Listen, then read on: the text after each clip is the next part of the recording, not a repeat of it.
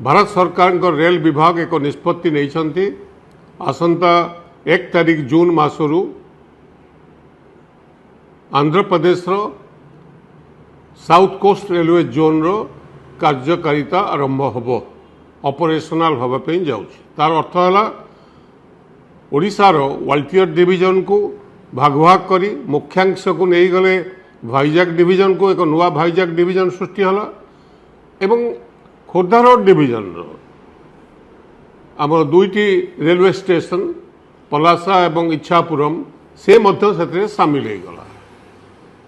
ए संपर्क में ओडिशार समस्त विरोधी पक्ष रेल मंत्री प्रधानमंत्री को आमे पत्र लिखिलु मेमोरांडम पठेलु।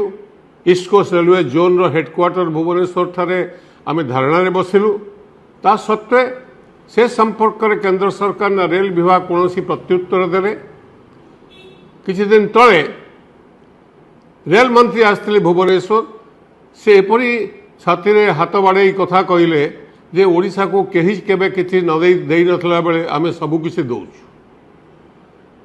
से दबार परिणाम हेचे ओडिशार बृहत्तर स्वार्थ संपर्क में ये जो निष्पत्ति ओडिशार 1996 मसीह प्रतिष्ठित होता ईस्ट कोस्ट रेलवे जोन को भांगी पंगु कर दिगला। Odisha पछरे छुरिकाघात करागला।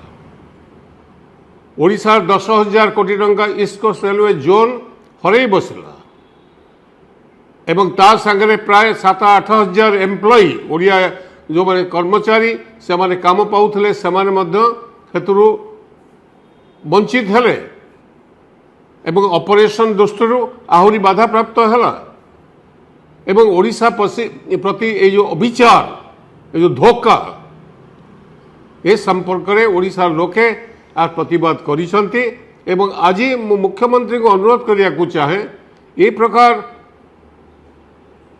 East coast railway zone सांगे जो खेल खेलागला ओडिशा बृहत्तर स्वार्थ विरुद्ध रे जो प्रकार निष्पत्ति नियागला ता विरुद्ध रे ओडिशा विधानसभा प्रतिवाद करिवो कि नहीं? आपण मुख्यमंत्री भाव प्रतिवाद करिवे कि नहीं? ये दलमतर कथा पड़ी नहीं। ये एक निर्दिष्ट राजनीतिक दलर कथा नुहे जो अस्मिता संपर्क में आप बार बार कहते ओडिशार अस्मिता संपर्क प्रश्न ही